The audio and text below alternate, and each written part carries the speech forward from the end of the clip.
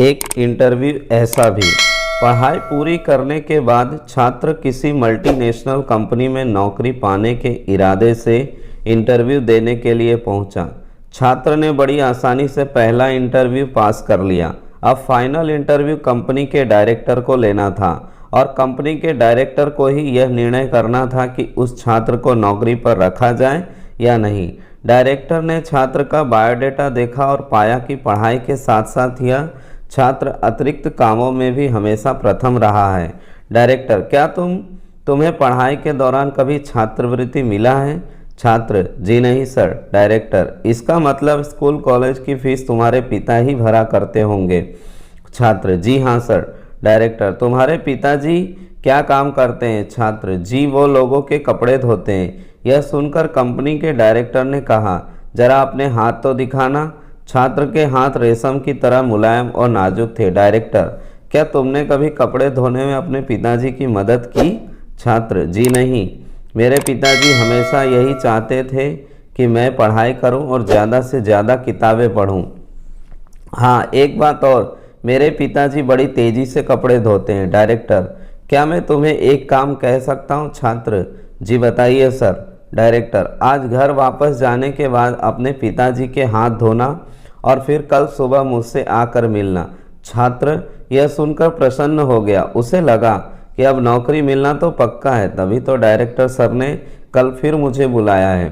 छात्र ने घर आकर खुशी खुशी अपने पिताजी को ये सारी बातें बताई और अपने हाथ दिखाने को कहा।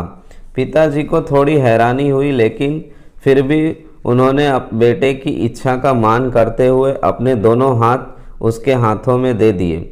छात्र ने पिताजी के हाथों को धीरे धीरे धोना शुरू किया। कुछ देर में ही हाथ धोने के साथ ही उसके आंखों से आंसू भी झरझर बहने लगे। पिताजी के हाथ बहुत ही सख्त और जगह जगह से कटे हुए थे, यहाँ तक कि जब भी वह कटे के निशानों पर पानी डालता तो दर्द का एहसास पिताजी के चेहरे पर साफ झलक जाता था। छात्र को जिंदगी में पहली बार एहसास हुआ कि ये वही हाथ है जो रोज़ लोगों के कपड़े धो धोकर उसके लिए अच्छे खाने, कपड़े और स्कूल की फीस का इंतजाम करते थे। पिताजी के हाथ का हर छाला सबूत था उसके एकेडमिक कैरियर की एक एक कामयाबी का। पिताजी के हाथ धोने के बाद छात्र को पता ही नहीं चला कि उसने उस दिन के बचे हुए सारे कपड़े भी एक एक कर धो डाले।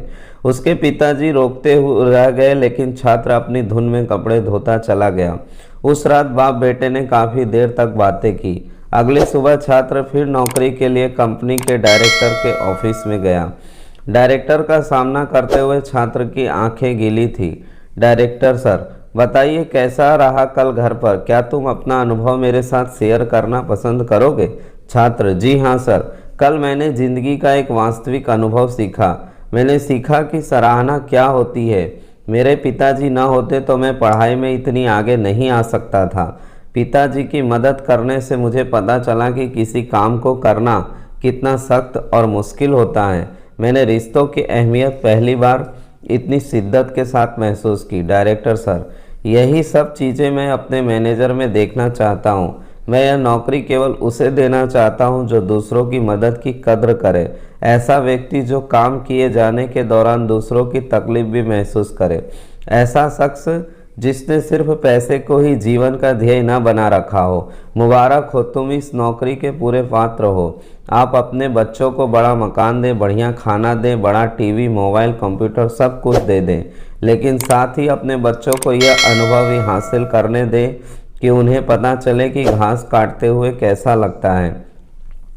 उन्हें भी अपने हाथों से ये काम करने दें। खाने के बाद कभी बर्तनों को धोने का अनुभव भी अपने साथ घर के सभी बच्चों को मिलकर करने दें। ऐसा इसलिए नहीं कि आप नौकरों पर पैसा खर्च नहीं कर सकते, बल्कि इसलिए कि आप अपने बच्चों से सही मायने में प्यार करते हैं। आप उन्हें समझाते हैं कि पिता कितने भी अमीर क्यों न हो, एक दिन वह बूढ़े होने वाले ही हैं। सबसे ज़रूरी है आपके बच्चे किसी काम को करने की कोशिश की कद्र करना सीखें। एक दूसरे का हाथ बटाते हुए काम करने का जज्बा अपने अंदर लाएं। तो दोस्तों, यह कहानी आपको कैसी लगी कमेंट बॉक्स में बताएं और ऐसी ही कहानियाँ सुनने के लिए हमारे चैनल को लाइक करें, शेयर करें और सब्सक्राइब करें। कहानी को पूरा सुनने के लिए आपका तहे दिल से धन्यवाद। Thank you.